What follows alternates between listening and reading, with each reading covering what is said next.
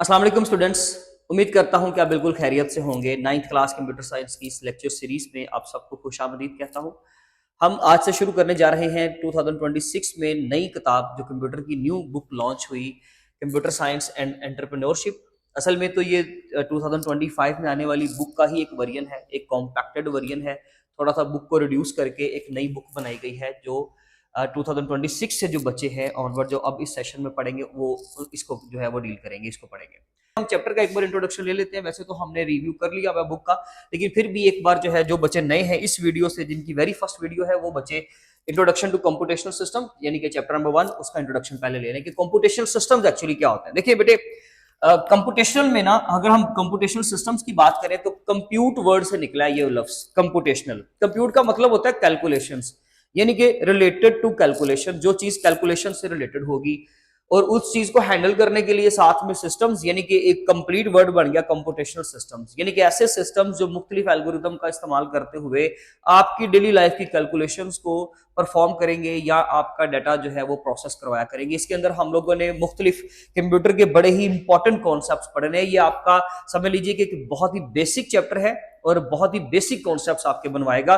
जिस बच्चे ने इस पूरी बुक को अच्छे तरीके से समझना है, आगे पढ़ना है, उसको ये चैप्टर और खास करके ये टॉपिक बड़े अच्छे अंदाज से समझना पड़ेगा। याद करते हैं जी सबसे पहले थ्योरी ऑफ सिस्टम्स। ये हमारा वेरी फर्स्ट टॉपिक है। शॉर्ट क्वेश्चन और लॉन्ग क्वेश्चन दोनों के हवाले से इंपॉर्टेंट है, लेकिन कैसे डिवीजन आ सकती है ये सारे क्वेश्चंस लिखे हुए हैं कि किस तरह से सवाल आएगा। ये मैं आपको भी, ये सिंपल स्ट्रेट फॉरवर्ड डेफिनेशन जिस तरह से नहीं आएगी, मैं भी आपको एक्सप्लेन करता हूं। पहले आप जरा टॉपिक समझे, देन हम उसके ऊपर बात करते हैं। Very first concept that is system. देखिए जी, थ्योरी ऑफ सिस्टम्स में ना हम लोगों ने मुख्तलिफ कॉन्सेप्ट्स के बारे में पढ़ना है, लेकिन पहला जो एक टर्म है वो तो हमने समझनी है ना, वो क्या है?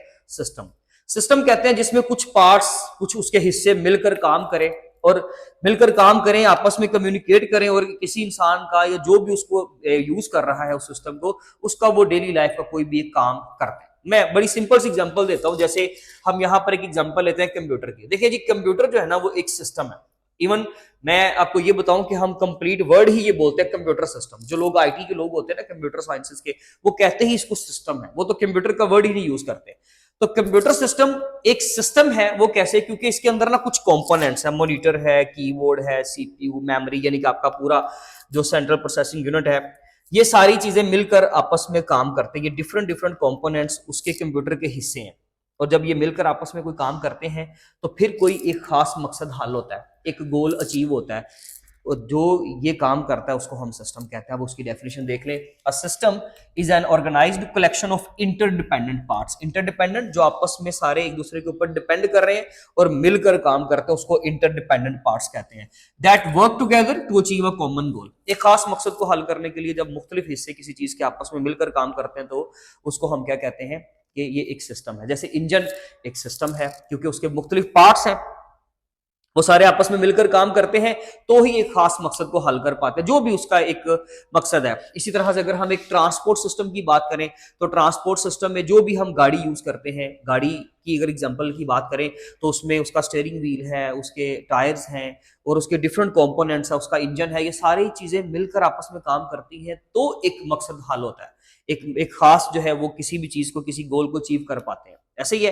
फिर इसी तरह से आप डिफरेंट एग्जांपल्स अपनी रियल लाइफ में ले लें। ये एक सिस्टम है, अगर इसके सारे कंपोनेंट्स मिलकर आपस में काम करेंगे तो ही प्रॉपर एक गोल अचीव हो पाएगा।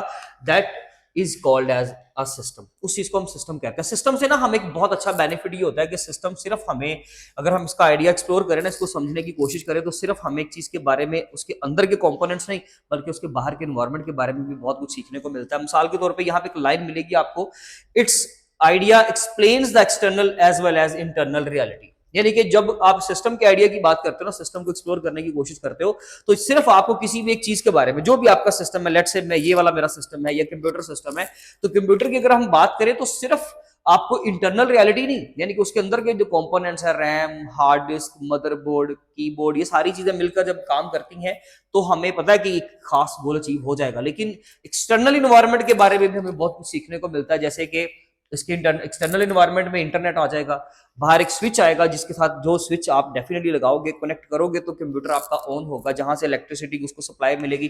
तो इसका मतलब ये है कि एक सिस्टम का आइडिया जो है ना वो हमें किसी भी चीज के एक्सटर्नल और इंटरनल दोनों रियलिटीज के बारे में बताता है। अगर आप एक ह्यूमन बीइंग की एग्जांपल ले लो तो ह्यूमन बीइंग इटसेल्फ एक सिस्टम है। कैसे, वो अभी हम बात करते हैं। देखिए ये सिस्टम ना यूजुअली दो तरह के होते हैं, एक सिंपल सिस्टम होता है, एक कॉम्प्लेक्स सिंपल सिस्टम जिसमें बहुत थोड़े से कंपोनेंट्स हो। जैसे अगर हम इसकी एग्जांपल लें, थर्मोस्टेट। थर्मोस्टेट एक ऐसी डिवाइस है जो टेम्परेचर को कंट्रोल करने के लिए, यानी कि या तो कूलिंग ऑन करने के लिए या हीटिंग टेम्परेचर को बढ़ाने के लिए इस्तेमाल किया जाता है। खास करके लोग टेम्परेचर को मॉडरेट रखने के लिए घरों में इसको इस्तेमाल करते हैं। बड़ा सिंपल सी एक डिवाइस होती है, that is called as a thermostat. इसको क्या बोलते हैं, ये एक सिंपल सिस्टम है। और अगर मैं कॉम्प्लेक्स सिस्टम की बात करूं तो दुनिया का सबसे कॉम्प्लेक्स सिस्टम मैं तो यही बोलूंगा कि ह्यूमन सिस्टम। आप एक ह्यूमन बीइंग की एग्जांपल ले लो, जैसे तो यूनिवर्स इटसेल्फ, अगर यूनिवर्स की एग्जांपल लोगे तो यूनिवर्स भी क्या है, एक सिस्टम है। अब याद रखिएगा कि सिस्टम सिर्फ कंप्यूटर की बात नहीं हो रही, हम यहां पर इस टॉपिक की अगर इसकी डोमेन की बात करें ना तो हम पूरी फिजिकल वर्ल्ड को भी डिस्कस कर रहे हैं, हम वर्चुअल वर्ल्ड को भी डिस्कस कर रहे हैं। इसी तरह से आप कंप्यूटर की एग्जांपल ले लो, कंप्यूटर का सिस्टम भी एक सिंपल सिस्टम नहीं है, बहुत सारी चीजें मिलकर काम करती हैं तो एक काम होता है। तो कंप्यूटर इटसेल्फ क्या है, एक सिस्टम है जिसके अंदर बहुत सारे कंपोनेंट्स, उसके बहुत सारे हिस्से मिलकर आपस में काम करते हैं, कम्युनिकेट करते हैं एक खास इन्वायरमेंट के अंदर, तो एक खास मकसद हल कर पाते हैं। That is called as a system. अब समझ आया कि कंप्यूटर को हम सिस्टम क्यों कहते हैं, इसलिए ये बहुत जरूरी टर्म्स थी। देखिए जी नेक्स्ट, अगर हम बेसिक कॉन्सेप्ट्स ऑफ सिस्टम्स की बात करें ना तो इसके अंदर ना आपको चार कॉन्सेप्ट मिलेंगे। एक मिलेगा objective, components and environment plus communication. देखिए जी सबसे पहले हर सिस्टम का ना एक ऑब्जेक्टिव होता है, उसका एक मकसद होता है। अगर एक सिस्टम का ऑब्जेक्टिव नहीं है ना तो वो सिस्टम नहीं है। मिसाल के तौर पे अगर ट्रांसपोर्ट सिस्टम है, उसका क्या मकसद है, सामान को या इंसानों को या किसी भी चीज को एक जगह से शिप करवा के दूसरी जगह पर लेकर जाना, ये उसका मकसद है। अगर उसका मकसद ना हो तो वो बेसिकली मीनिंगलेस है। कंप्यूटर का एक मकसद है, उसने आपसे डाटा लेना है, उस डाटा को प्रोसेस करना है एंड देन उसने क्या करना है, एक रिजल्ट शो करवाना है। और वो एग्जांपल आपकी बुक में यहां पर इसी पैराग्राफ में आपको मिलेगी, जहां पर बहुत इंपॉर्टेंट टर्म है वो इंफॉर्मेशन सिस्टम। और इंफॉर्मेशन सिस्टम भी सिंपल नहीं बल्कि एक कॉम्प्लेक्स सिस्टम है। याद रखिएगा इंफॉर्मेशन सिस्टम में क्या होता है, मिसाल के तौर पर सर इंफॉर्मेशन सिस्टम पहले बताइए होता क्या है। स्कूल मैनेजमेंट सिस्टम है, ये एक इंफॉर्मेशन सिस्टम है। वहां पे टीचर्स डाटा एंटर करते हैं, कंप्यूटर उस डाटा को प्रोसेस करता है एंड देन स्टूडेंट्स को उनके मार्क्स, उनके रिजल्ट शो करवाए जाते हैं। तो ये कंप्लीट सारी चीजें मिलकर टीचर, स्टूडेंट्स या फिर कंप्यूटर के कंपोनेंट्स, इन सब चीजों ने मिलकर आपस में काम किया तो एक सिस्टम, एक पूरी ऑर्गेनाइजेशन या कंपनी एक डिसीजन कर पाती है, एक फैसला कर पाती है। इसलिए उस चीज को हम क्या बोलते हैं, इंफॉर्मेशन सिस्टम, जो डाटा कलेक्ट करे, प्रोसेस करे, रिजल्ट्स बनाए और लोगों को रिजल्ट्स शो करवाए और उसकी बेस पे वो ऑर्गेनाइजेशन कुछ डिसीजन मेकिंग कर सके। That is called as information system. ये एक कॉम्प्लेक्स सिस्टम है। तो याद रखिएगा कि इसका एक मकसद है, अगर इसका एक मकसद ना हो तो ये मीनिंगलेस चीज है। ठीक है जी। तो हर सिस्टम का एक ऑब्जेक्टिव होता है जिसको अगर आप अच्छे तरीके से ऑब्जर्व करें ना तो आपको सिस्टम की एफिशिएंसी प्लस उसकी एफिकेसी के बारे में पता चलता है। अब ये दो टर्म्स आपको मिलेंगी इस पैराग्राफ के अंदर, एफिशिएंसी प्लस एफिकेसी। एफिशिएंसी का मतलब होता है कि जो सिस्टम काम कर रहा है क्या वो अच्छे अंदाज से कर रहा है, स्पीड से, एक्यूरेसी के साथ, that is called as efficiency. और एफिकेसी के जो मकसद के लिए उसको बनाया गया है क्या वो मकसद भी हल हो रहा है कि नहीं हो रहा, कर भी रहा है या नहीं कर रहा, अच्छा कर रहा है या बुरा कर रहा है, वो बात की बात है। जैसे कि ट्रांसपोर्ट सिस्टम में क्या वो शिपिंग कर रहा है, एफिकेसी, क्या वो अच्छे अंदाज से शिपिंग कर रहा है, एफिशिएंसी। ठीक है जी। तो नेक्स्ट आता है यानी कि ऑब्जेक्टिव के अंदर हमने क्या पढ़ना है कि हर सिस्टम का एक गोल होता है, एक उसकी एक बेसिकली उसका एक मकसद होता है जिसकी वजह से हम उसको इस्तेमाल करते हैं। अगर मैं मार्किंग की बात करूं तो इसमें बेसिकली हम ये करते होते हैं, मेरे पास अभी पीडीएफ की बुक ली है, मैं आपको यहीं से गाइड कर सकता हूं। इसका पहला पैराग्राफ आप लिखेंगे, यानी कि सिस्टम जहां से शुरू हो रहा है, ये इसकी डेफिनेशन ऑब्जेक्टिव की, every system has a purpose और गोल, यहां से लेकर आप इसको लिखिए अंडरस्टैंडिंग इट्स एम तक, काफी है एम तक। उसके बाद नीचे से एक एग्जांपल लेने, दो एग्जांपल है, दो सेंटेंस है, दोनों एग्जांपल्स है, एक ट्रांसपोर्ट सिस्टम, एक कंप्यूटर सिस्टम। कि कंप्यूटर सिस्टम का भी एक मकसद होता है डाटा को प्रोसेस करके रिजल्ट शो करवाना।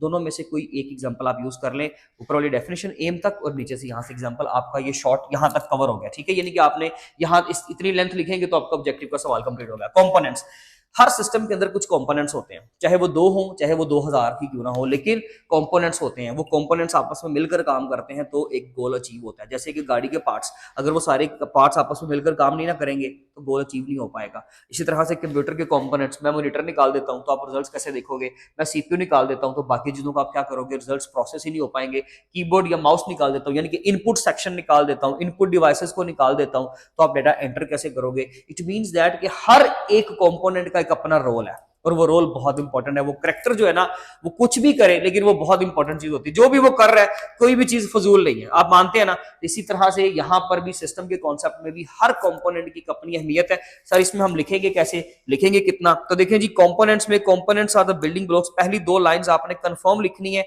उसके बाद जो नीचे वाली 3 लाइंस है ना, उसमें आपने लास्ट लाइन ऐड करनी है, smooth and proper working of these components together ensures the system meets its objective.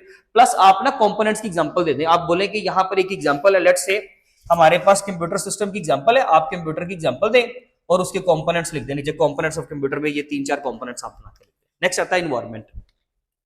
Environment क्या होता है, ये बेसिकली एक्सटर्नल जो चीजें हैं जिसकी वजह से सिस्टम की परफॉर्मेंस पे, उसकी एफिशिएंसी पे कुछ ना कुछ असर पड़ सकता है, इफेक्ट्स आ सकते हैं, उसको हम इन्वायरमेंट कहते हैं। यानी कि एक्सटर्नल जो मटेरियल है किसी भी चीज के ऊपर जो इफेक्ट करेगा उसको इन्वायरमेंट कहते हैं। मिसाल के तौर पे कंप्यूटर की बात करूं तो कंप्यूटर के लिए यहां पर एक कंप्यूटर है, लेट्स से इस कंप्यूटर के लिए एक्सटर्नल इन्वायरमेंट क्या है, एक्सटर्नल इंग्रेडिएंट्स कौन से हैं जी, उसमें इंटरनेट आ जाता है सबसे पहले तो, और उससे भी पहले मैं अगर बात करूं तो स्विच, भाई जिसके जरिए से आपने इसको इलेक्ट्रिसिटी, अगर आपने स्विच लगाना है, कनेक्ट करना है, तभी जाकर आपको इलेक्ट्रिसिटी की सप्लाई मिलेगी और आपका कंप्यूटर ऑन होगा ना। प्लस इसकी नेटवर्किंग, यानी कि आपने इसको किसी मुख्तलिफ तरह के कंप्यूटर्स, लैपटॉप्स या मोबाइल फोन के साथ अटैच किया हुआ है, तो ये सारी चीजें मिलकर क्या बनाती हैं आपके कंप्यूटर का इन्वायरमेंट। इन्वायरमेंट में चेंजिंग्स की वजह से आपके सिस्टम की एफिशिएंसी डेफिनेटली बदलती है। मिसाल के तौर पे गाड़ी एक प्लेन रोड पे चल रही है ना, तो उसकी एफिशिएंसी कुछ और है, और जैसे ही रोड थोड़ा खराब आ जाएगा उसकी एफिशिएंसी थोड़ी कम हो जाएगी, उसकी एफिशिएंसी थोड़ी सी डिस्टर्ब हो जाएगी, और जब रोड और भी ज्यादा कारपेटेड आ जाएगा उसकी एफिशिएंसी और भी ज्यादा अच्छी हो जाएगी, यानी कि उसकी एफिशिएंसी में फिर से चेंज आएगा। तो ये चीजें वेरी करती हैं जब बाहर का एनवायरनमेंट बदलता है। ये 2 तरह के पॉइंट्स आपने लिखने, एक उसकी डेफिनेशन सिंपल स्ट्रेट फॉरवर्ड, और प्लस ये लिखेंगे एनवायरनमेंट के बदलने की वजह से चीजों में चेंज भी आता है। तो the environment of a system includes everything external to the system, यहां से शुरू करें और इसका सेंटेंस का आप कंप्लीट करें, अफेक्ट्स द सिस्टम्स ऑपरेशन तक, प्लस साथ में आप एग्जांपल दे दें, कोई भी चीज की एग्जांपल। मैंने कंप्यूटर की दी है, आप बेशक कोई की बुक यूज कर रहे हो वहां से यूज कर लीजिएगा, कोई भी एग्जांपल, लेकिन एग्जांपल लाजमी है। कम्युनिकेशन, भाई ये सारी चीजें हैं, ओके कंपोनेंट्स है, एनवायरनमेंट है, जब ये सारी चीजें मिलकर आपस में काम करेंगी, खास करके कंपोनेंट्स और इन्वायरमेंट, जब ये सारी चीजें कम्युनिकेट करेंगी आपस में और तब इंटरेक्ट करेंगे आपस में, कंप्यूटर के पर्टिकुलरली कंपोनेंट्स आपस में कम्युनिकेट करेंगे, इंटरेक्ट करेंगे, तब जाकर मकसद हल होगा, अदरवाइज मकसद हल नहीं हो सकता। मिसाल के तौर पे हम ना ब्रेन सिस्टम की बात करते हैं, नर्वस सिस्टम की बात करते हैं।